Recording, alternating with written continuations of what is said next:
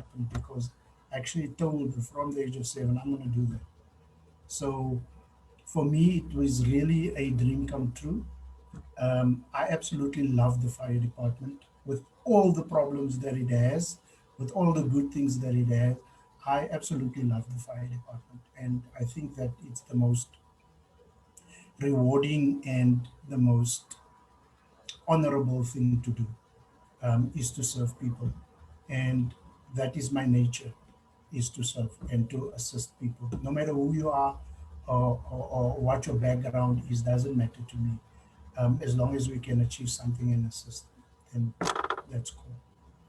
That's amazing. I'm trying to think of what your mom must have been like when this boy comes home with this burnt leg and then says to her, "No, mom, actually, I want to be a firefighter." The stress. I hope you get a very nice Mother's Day presents because, wow. I've been Can doing that. you? No, I've you been have doing to. that You for have to my repay whole her life for all that through. stress. Yeah. Can you talk us through what the actual training experience is like? So if someone wants to be a firefighter, like what is it that they have to do? What are the different avenues available? And what was your own training experience like? Okay, I'll start with my own training experience. As a youngster, I used to, before I came into the fire department, I worked as a quality control officer in Midrand. And when I started my training in the fire department, I had to do it every Tuesday and Thursday at night. So when I come from work, I have to go to training, which was in Brixton still at the time. So come rain or shine, I had to be there.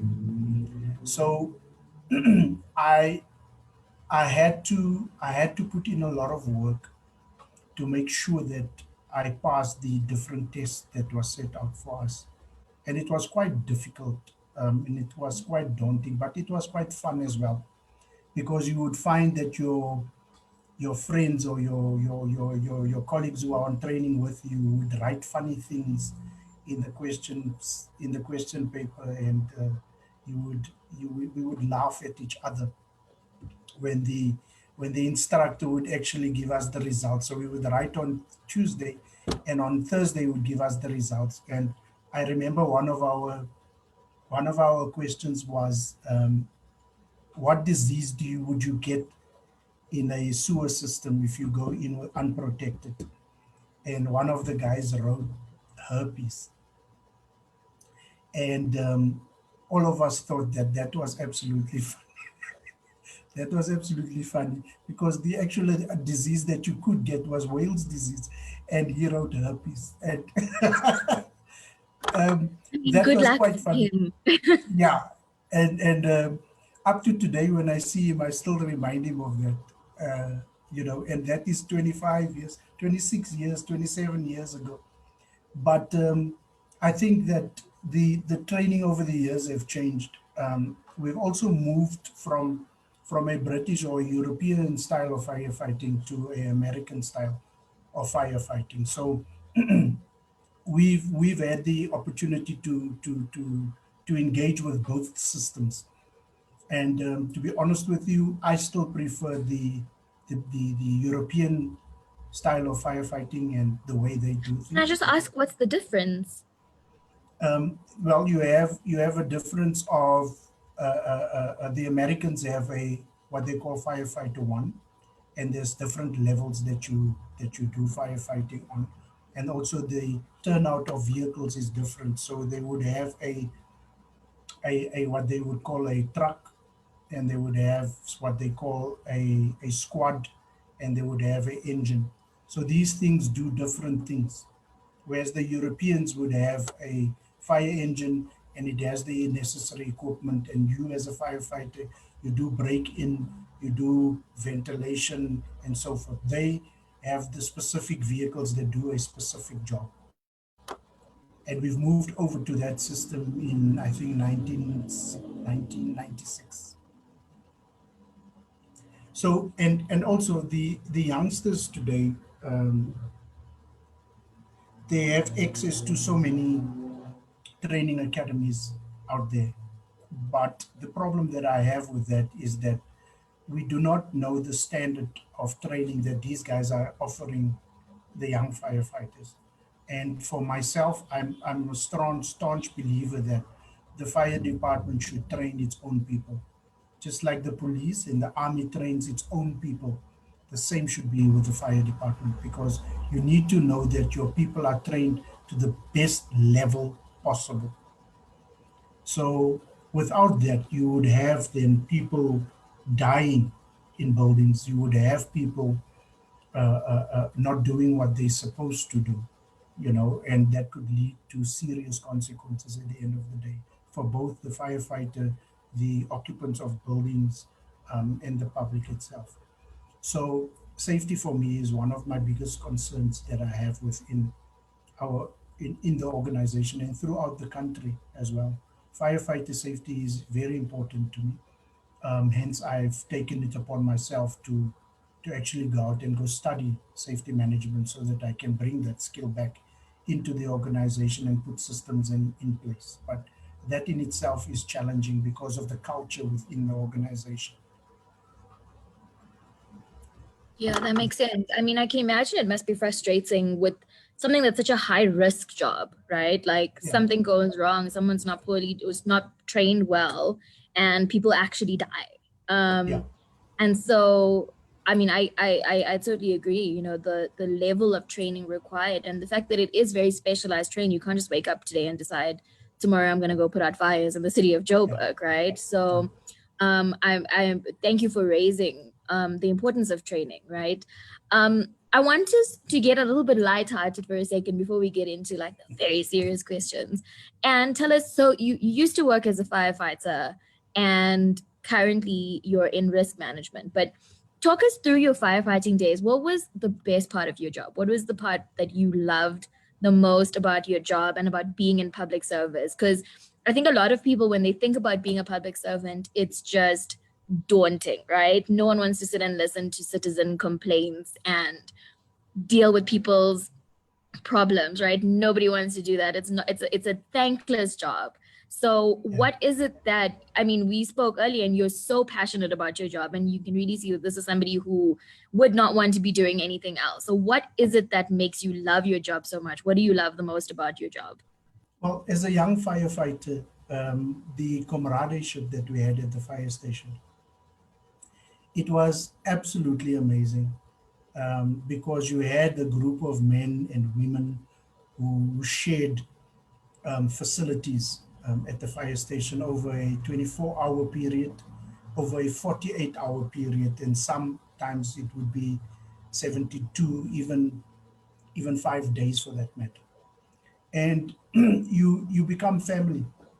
You literally become family. When somebody does not have something, you share. You play pranks on each other. You you do all the things that little children would be doing at a kindergarten or in a grade 2 class.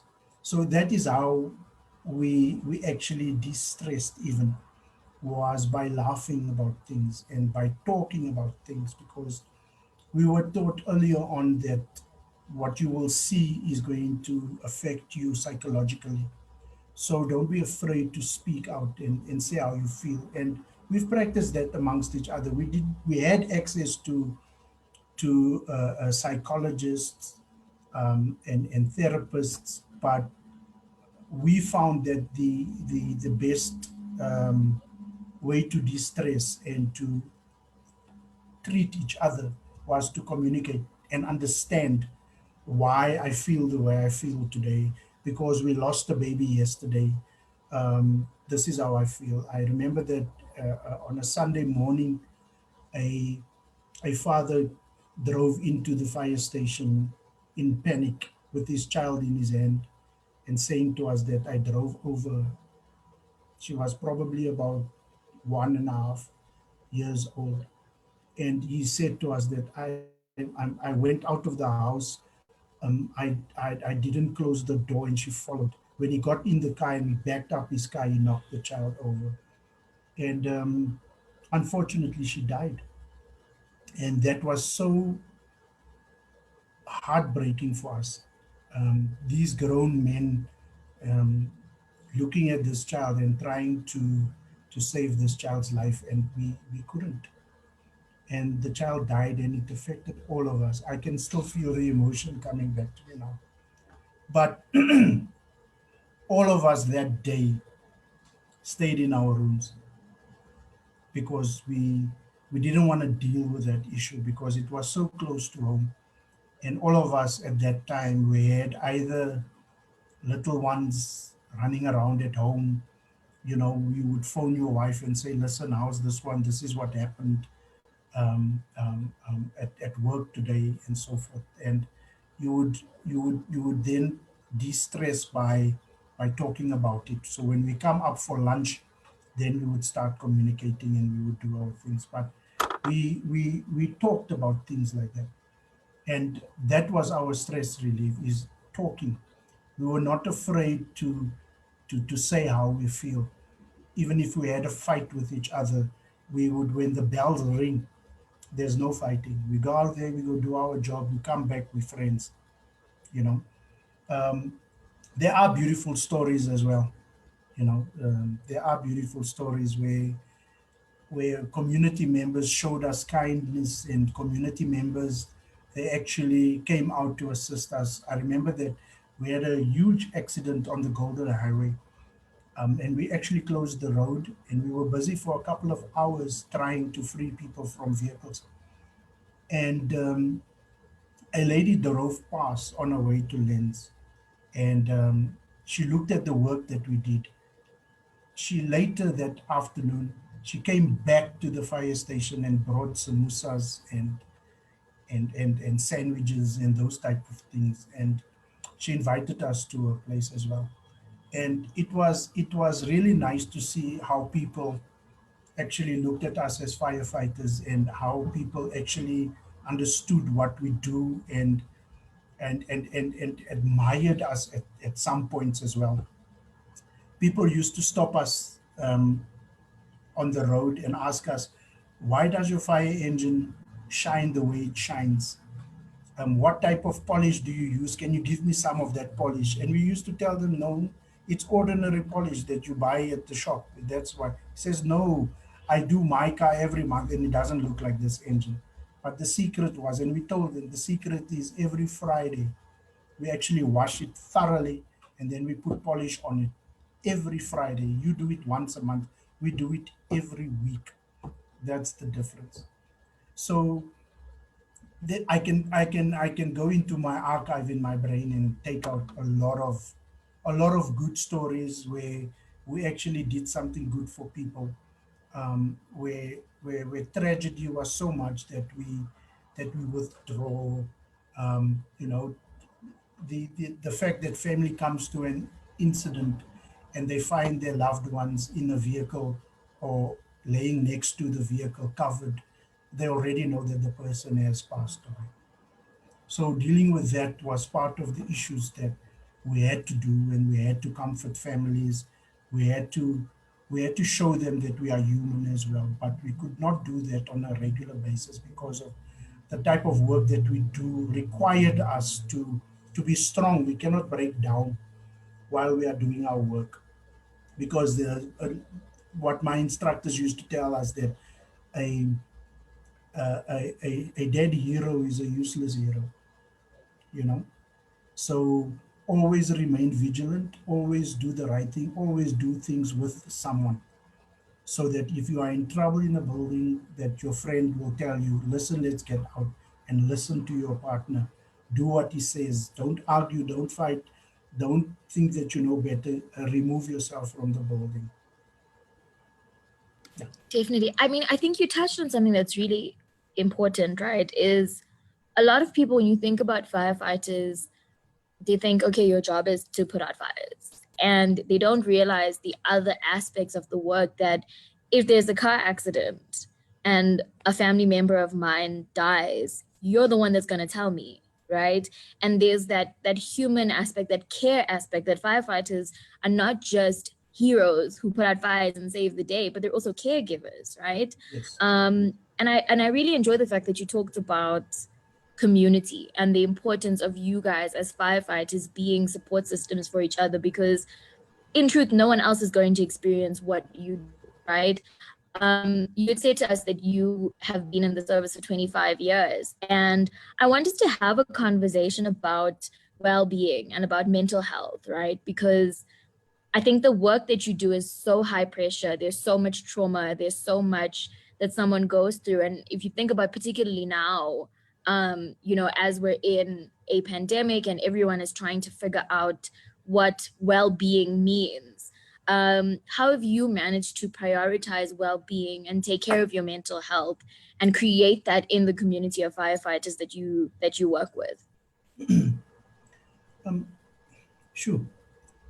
That is actually a very difficult question because I have I'm no sorry. idea how I survived. I think like I said earlier, it's because I had brothers and sisters around me that were firefighters that went through the same thing that I did. Um, sometimes your psychological health contributes to your failures in life. Um, it my occupation put a lot of stress on my previous marriage. The fact that I had to work so many hours, the fact that I'm never at home, and also that when something goes wrong at home, I'm not there. Who helps my wife at the time? So it it really put strain on you to think that, oh, what am I going to do? For example, I was in Orange Farm, um, doing a shift in Orange Farm, and my wife called and said that she cannot lock the front door. There's something wrong with it, and I had to literally phone someone at the fire station in El Dorado Park and actually ask him, listen, go down to my place and go sort out the door. Without question, got in the vehicle and went and fixed the door. Those are the type of things that we used to do for each other. He's not available, I need to step in. I need to go do what needs to be done to keep his family safe as he keeps other people safe. Psychologically, I do believe that you need to talk about how you feel. I'm not one of those men who feel that big boys don't cry, even though I was raised with those words when my father told me, tigers don't cry. Well, I'm not a tiger, I'm a lion. Okay. So so that is how we were raised. But as you grow older and wiser, you realize that, but hold on, I need to talk. I'm a human being. I'm classified as a male. Females cry. Why can't I cry? I have the same genes as the next person, and you are built the same way. So I should be able to express myself. And sometimes the expression that you actually put out there in the world, because of what's happening up here, is actually wrong, because you bottle things up inside. The one day when you have to be sweet to your wife, you are not. You spit out what you shouldn't be saying, or you hurt her because you are hurting, and she has nothing to do with your hurt, and you don't realize it until it is too late. You don't realize it until it's too late, until the relationship has broken down beyond repairs. But I would like to tell the youngsters out there and the firefighters who are coming into the job that this is not child's play. This is not child's play. This is literally life and death, and not life and death for the people that you are going to go save. It's life and death for yourself first. Your life is endangered while you are trying to save someone else. Your life is in danger, and you need to be on top of your game. And how do you do that? You do that through training. You do that through drilling and getting to know your partners on the fire engine. You need to drill every single day. You need to have lectures, you need to educate yourself, you need to train yourself every single day, because that is what it's about. I mean, we used to do ladder drills and hose drills every day at the station, you know, where we used to hate it. I had colleagues when 3 o'clock in the morning, when we have to run up, when the bell rings to go out to any emergencies, we would have guys donning their BAs, their bunker gears and so forth, and saying, why am I in this job? Saying those type of words because your sleep is disturbed. You didn't have a good day. You've been running around the city for the entire day. And even during morning hours, you still have to run around to go help people. And that was the attitudes that people had, is that, why did I do this job? You understand? Um, the idea is that you need to protect yourself. And how do you do that? Is by sharpening your skill. And how do you sharpen your skill? Is by training, is by educating yourself, is by learning new things, new techniques, new technology that comes out into the world. That is how you do that. And that, at the end of the day, if your job is made easier, the psychological part of it deals with itself, because that contributes to how you think, how you do things. So if my psyche is um, unstable or it's destabilized, I will not be able to concentrate on what I'm supposed to do. If my emotions is not in check, then I would lash out at people who don't really need me to lash out at them at the particular time. So it is very important to understand that you need to take care of yourself first. You need to look after you first. And how do you do that? Is by keeping healthy, eating healthy. That is another issue that contributes to firefighters' injuries and so forth, is the fitness of firefighters. The habits that they adopt when they join the fire department, because of the type of work that they do and the hours that they are working. So you would come back from an incident at 3 o'clock in the morning, and you'd be hungry literally, and you would make food. And from there you would go get into bed and sleep, and that's where you pick up the weight. So your lifestyle changes and so forth, and as you climb the ladder, these things change. You start thinking differently as well. You start thinking that, okay, fine, when I was a firefighter, this is what I did. Now I'm a junior officer, this is how I need to behave. So your mindset changes as well. So the way you interact with firefighters changes as well. So as soon as you start climbing the ladder further, you realize that, okay, the responsibility has grown. When I was a young fireman, I had to look after myself and my partner. Now that you are a junior officer, you need to look after an entire crew. So the mindset changes as well. So you realize that I need to change the way I do things. I need to change my behavior. I need to cut down on the alcohol. For other people, it becomes more because of the pressure that they are facing. But psychological help for firefighters is very critical.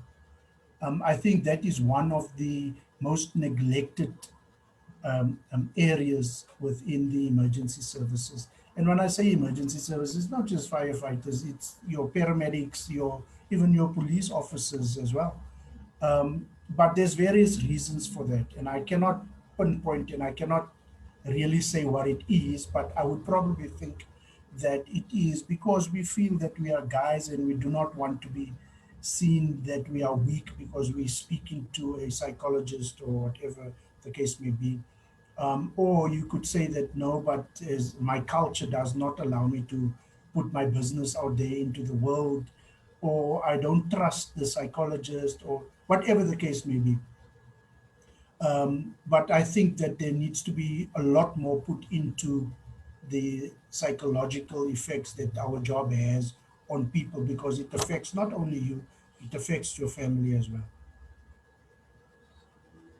That was a Thank mouthful, you. I I think. mean, no, I mean it was more than enough. I wanted to just add quickly to our participants that if you have any questions or any comments for Jocelyn, to please put them in the chat pane and we can get through them through our conversation.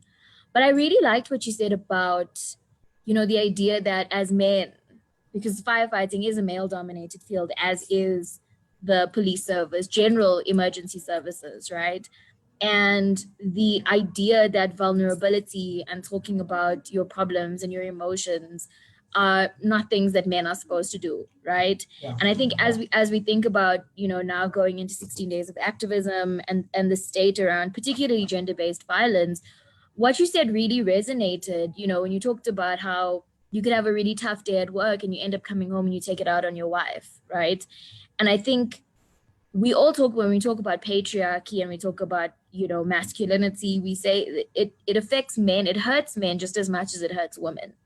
And so that culture of being able to speak out, of being able to say, I'm not a tiger, um, I think is something really, really crucial. And when we think about well-being, when we think about why isn't this a priority, you're right. It is that people are seen, particularly towards men, that, you have to be strong and you can't talk about your problems and why are you burdening the world? You just need to man up and get through with it. But ultimately, we're all humans and we're all living human experiences and going through human emotions. And it's so important to be able to prioritize that. And I'm really glad that you've been able to bring that into the work that you do and create that kind of culture. And now that you're in a leadership position, I think that the younger firefighters who work under you are better off, because being able to have a leader that prioritizes people's well-being just as much as you prioritize, how good they are at their job, I think it really goes a long way. We've got a question from Priscilla to say, what drives you and what keeps you motivated? Because I can imagine having to deal with putting out literal fires for 25 years is a lot. So, how do you find your drive? What is it that motivates you and keeps you going in your job? Sure. Thank you for the So, question, Priscilla. well, it's certainly not Priscilla that drives me. Actually, Priscilla is a very good friend of mine, and thanks for the question, Priscilla. But I think This is an inside job, looks like. It was an inside job. Priscilla came to sabotage you today. I know she usually does that, but I love it. So I think, different things motivates the people at different points in their lives. If you go back 5 years ago, I will tell you this is what motivated me. Um, 10 years, it would be something completely different, and so forth and so forth. What motivates me now at this point in my life is to actually see that the youngsters in society have opportunities. And if I could be a catalyst for them to have those opportunities, then that is what I want to do.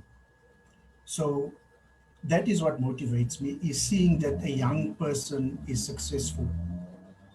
A young person has come from grassroots and come from difficult circumstances, and they've made it. And when I say that they've made it, they are successful in their own right, because they've decided early on in life what they want to do with their life. And I want to be, for example, a firefighter, and they've achieved that. That is success in its own right. The fact that you are in the service and you've achieved that point, that because that is your first point. That is your first step within your career, is to get in. So once you are in, that means that for myself, I've achieved something. I've helped somebody to get to where they need to go, and that is what motivates me and what drives me.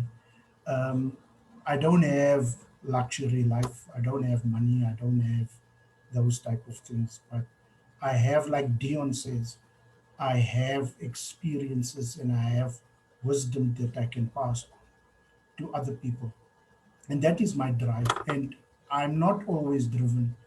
You need to understand that as well. That there comes times in my life where I need to be motivated, where I need to self motivate, because there's nobody around me that actually understands a particular thing that I'm going through.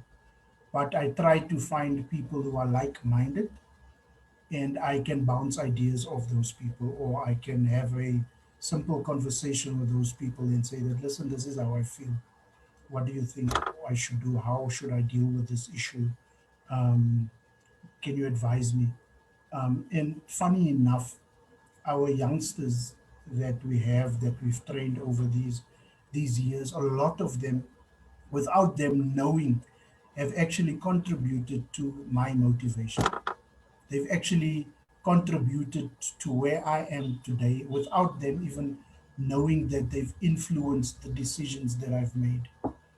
Um, so so you learn from people, whether they're old, whether they're young, doesn't matter. You can always learn from someone.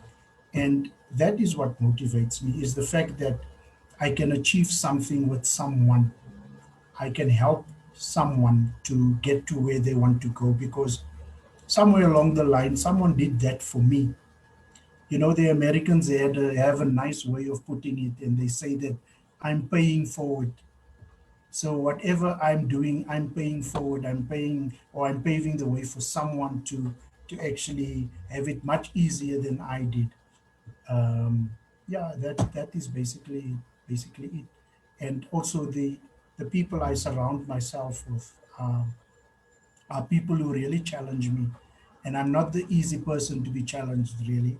But those guys who really know who I am, they are the type of people who would know that let's challenge him, and let's push him so that he can come up with an idea or something, or to refine an idea, or something to that effect.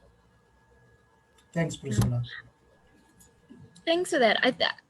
I mean, I think what you talked about when you talked about young people, that really kind of resonated with me, right? So I work at YouthLab, and our work is entirely youth focused, and works at building youth capacity and helping young people where they are. So I'm really glad that even in thinking about motivating yourself and thinking about upskilling other people and paying it forward, that you're prioritizing young people, because that's not something that happens often.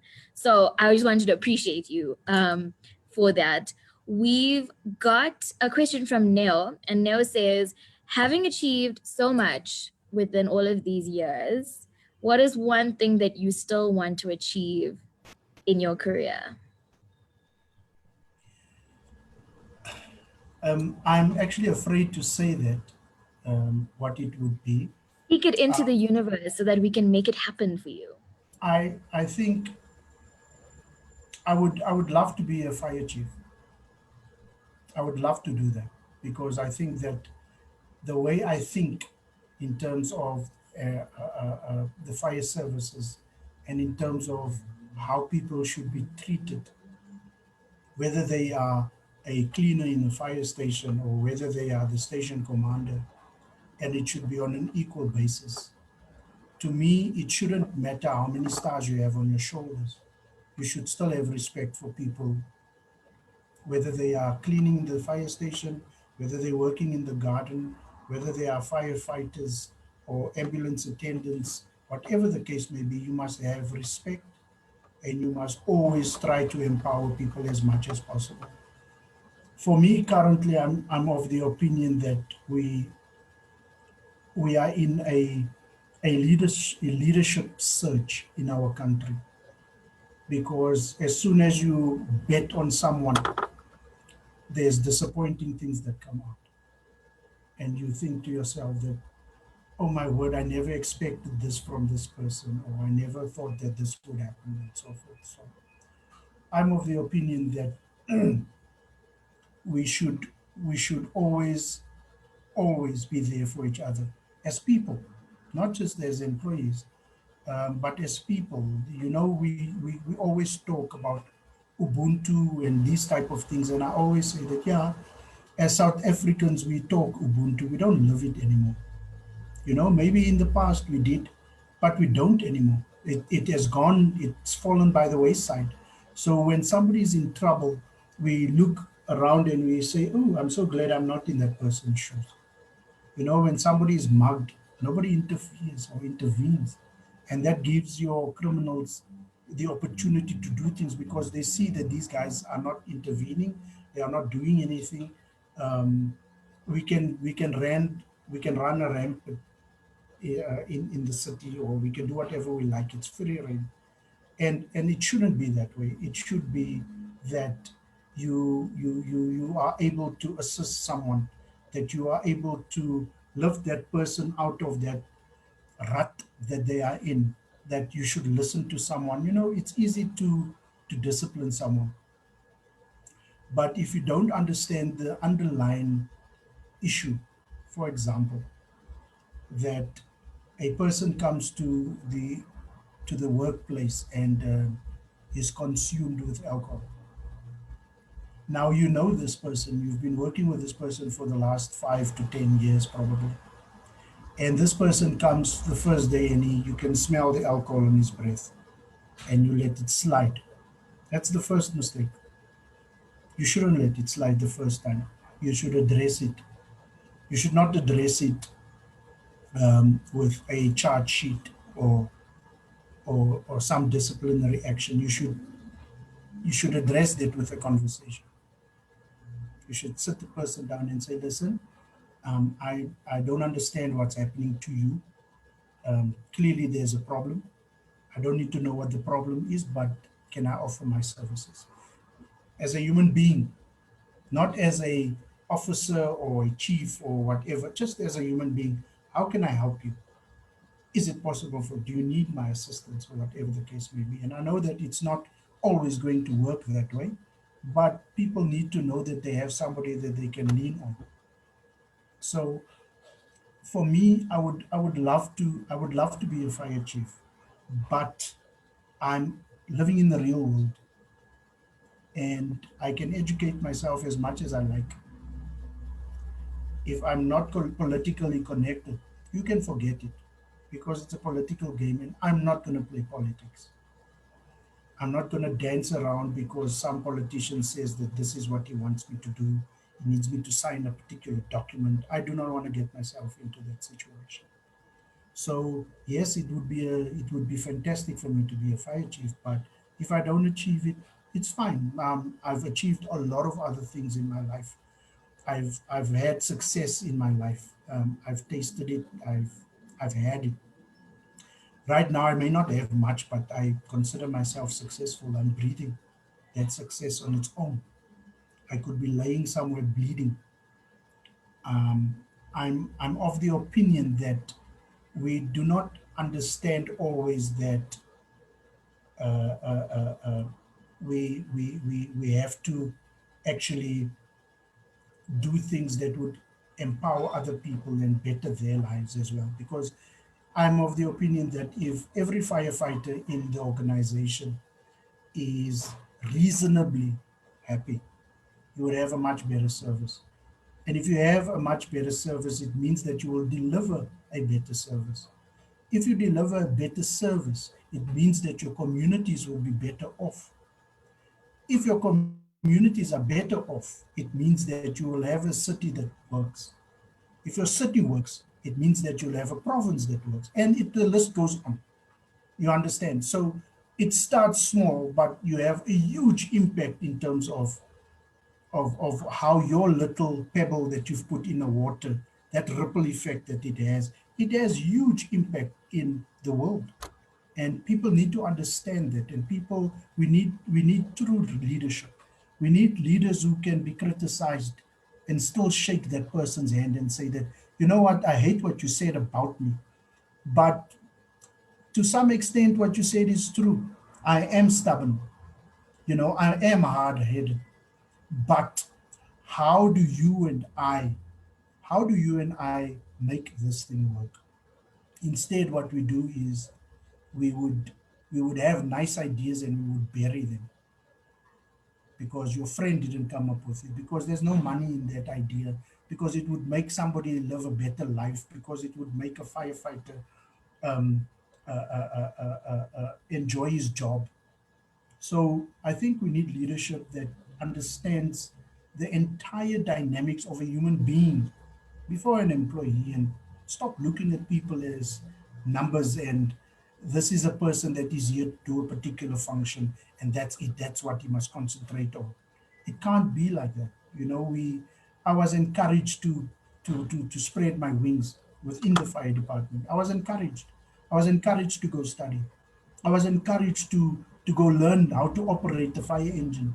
I was encouraged and told that, listen, go sharpen your skill, go to the training academy, go learn this new thing, you know. And that is what needs to happen. Now, I strongly believe that one of you guys will be firefighter chiefs one day. And I would like to think that I am the person who helped you to get there, because I can only give you a stepping stone. You need to decide what it is that you want to do and how you're going to get to that point. So your leadership will reflect on what I have taught you. Your leadership will show that your upbringing at home, that you are a human being and that you are a person that cares about other people. And once you start caring about other people, whether they do the wrong thing or the right thing, doesn't matter. They are people.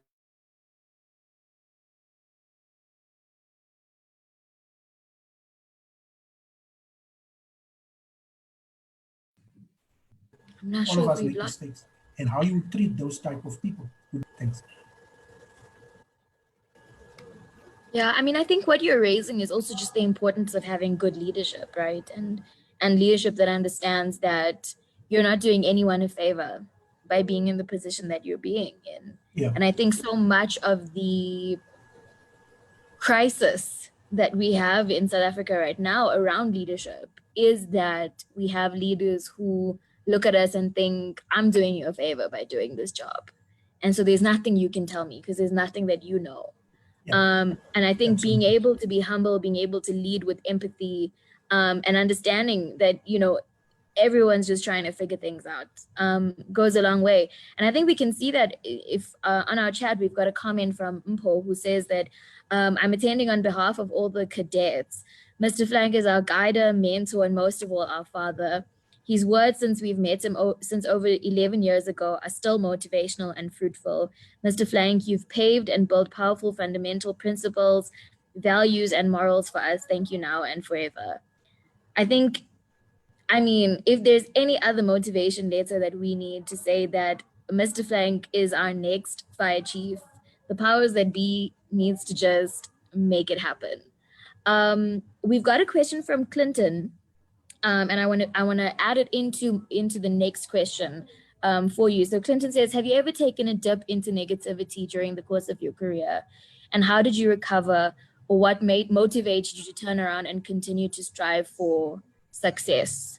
And for me, I want us to go into the next question, since we're here talking about being an integrity icon, is to tell us, we've got about 10 minutes left, what does integrity actually mean to you? Sure. There's so much. Neo, thank you for making me cry on on this live webinar. I owe Is you. I'm to now you send you know who out to that sort towel. out when you see It's them. import. Yeah, no, it doesn't matter. All of them are the same to me. They will all They go all up on getting it. our. Yes. So I think that for me, integrity means that doing the right thing, and it's simple. Doing the right thing means that you're going to treat people with respect.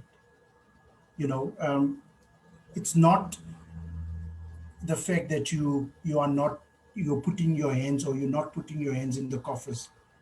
It's not about that. It starts fundamentally with people. So if you treat every single person with respect, no matter who they are, whether the person is on the street and asking you for money or for food, whatever the case may be, there's nothing wrong with greeting that person and saying, hi, how are you today, or here's a sandwich. you know it starts there.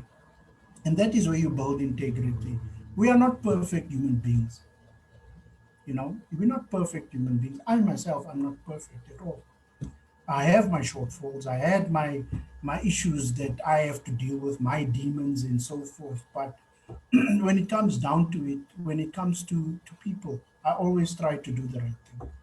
And I always try to do the right thing.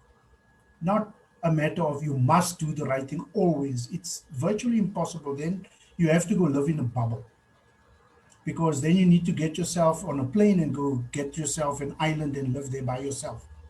Then you'll always do the right thing because you'll be by yourself. But no man is an island, so it's impossible. You need people around you. You need people to actually build you as a human being, because the wrong thing that you've done when you were 10 years old, it cannot be the wrong thing that you do when you are 30. It cannot be the wrong thing that you still continue doing that thing when you are 40 and 50 years old. No, can't be. You learn as you go along in life. So life has its lessons. You just need to learn those lessons and then try to apply those lessons in your life, not in the next person's, in your life. So because it needs to start with you. So do the right thing always, no matter how difficult it is.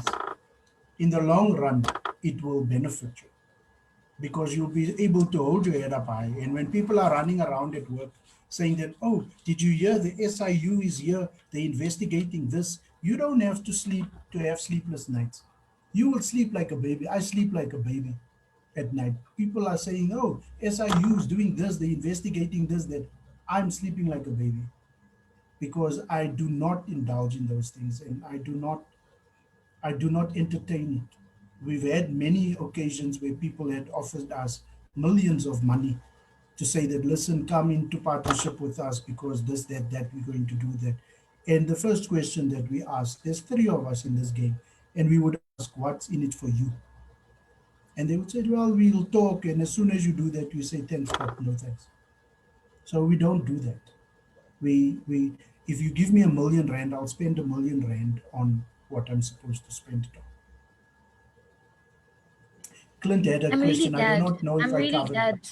No, I think you did. I just wanted to say, I'm really glad that we're not going to be seeing you in the paper that the hawks are outside your house. And now you're going to go to Zondo Commission and we're going to say, but this is that same firefighter. Now see him. So I'm glad personally. Yeah. But I think from what I'm getting from our entire conversation is the importance of empathy, right? The importance of empathy in being a leader, in being someone with integrity, and this idea that considering people as humans rather than resources or, a gateway to get an opportunity into something is really what makes a good public servant, right? We have about 5 minutes left before we hand back to Farai and the Accountability Lab team. And so, in closing, I know we've got people from the cadet program here and other students who might be interested in pursuing a career in firefighting. What advice would you give to these young people about getting into the career, about being able to stay motivated, but also being able to act with integrity in the work that they do? Um, when we think about corruption is a culture, right? And you're right, it starts with allowing one thing to happen and saying, okay, it's fine, next time we'll sort it out. And it's so easy when you live in a country like ours, right, where you're the most unequal country in the world, you've got one of the highest unemployment rates. It's easy to take that money. It's easy to fall into that trap of saying, let's do things through the back door. And so what advice would you give to the young people in the room today, for being able to be their own integrity icons, just as you are? Okay. Firstly, don't do it. Get a different career. Learn from me. I've made a lot of mistakes. Deregister. No, I think that I think that I had a fantastic career in the fire department. I cannot complain, good or bad. At the moment, um, the service is not where it should be, but I believe that we can pick it up and we can take it where it can be. So for you guys to become firefighters, you should just always remember that why you are here. Why are you here? You are here to render a service. You are not here to make money because there's no money in it. If you want to make money, you are in the wrong career. If you want to make money, go work for the bank, go study some law or something and make millions. Yeah, you're not going to make jack. So if you're about the money, this is not for you. If you're about the passion to save lives and help people, then this is for you to do. So I'm going to try to keep it short. I would suggest that you look at really what it is that you want to achieve, because when you come into the service, there's going to be plenty of challenges. There's going to be plenty of negative things and negative people that will come to you and tell you, oh, let's do this, let's not do this. I hate this officer, let's sabotage, let's do this, let's sabotage the vehicle, let's do this. Don't do that. It's simple, guys. You are here to deliver a service to people. I always say to guys that, you know what, that vehicle that is not on the road today, tomorrow it won't be on the road either. And tomorrow your mother needs it. And then you are the person who dealt or sabotaged that vehicle. And now nobody can respond to assist your mother or your father or your friend, whatever the case may be. So always do the right thing. Always understand why you are here. You are here to deliver a service. You will be abused by your colleagues. You will be abused by your officers. You will be abused by the community that you are trying to serve. But stay vigilant. Know that this person is dealing with me this way because they are having stress. They are worried that their person or their loved one may die in my care. That's why they're behaving like that. Just come up with those type of things and understand. Some people will apologize. Some people come back to apologize. I've been assaulted plenty of times in this career where where people gave me a nice slap because I said that I'm sorry, but your son passed away. Because of the shock of that, they react that way. So how you deal with that is up to you. So you can fight back, or you can say that, no, I forgive you for what you did. I understand the circumstances. So take take a minute and think about it. Take a minute what this is going to do for your family when you start a family. If you are in the firing line all the time, what is it going to do to your family? How are you going to deal with your family and the issues that you're dealing with at work? What are you going to do? How are you going to do it? Are you going to bring it home? Are you going to leave it in the workplace? So think about it carefully. And when you make that decision, commit 100%. Commit 100%. So when Flank comes around and says that, I think we should strike, then you look at him and say that, I'm not here for that. No matter what they do, I'm not here for that. I'm here to go save those lives out there. And I think that is the blessing that God will give you and the protection that He will give you always, because you're doing the right thing. Thank you so much, Jocelyn. I think, our key takeaways from this, besides everything else, is the importance of commitment and of practice, and of continuing to learn and committing to this idea that you're right, the public service is not about making a ton of money, and being one of those corporate people driving fancy cars and living that life. That if you do get into the public service, you're doing it because you actually want to help people, you want to serve the public. And it's not something that you take lightly. I know a friend of mine works at the city of Johannesburg, and she always says that people that work in the public service in non-political offices, it's callings. It's a calling. It's not just a job, because it's not something that everybody can do. And so I want to take time to appreciate you and appreciate all of your efforts in keeping us safe and in protecting us when things get hectic.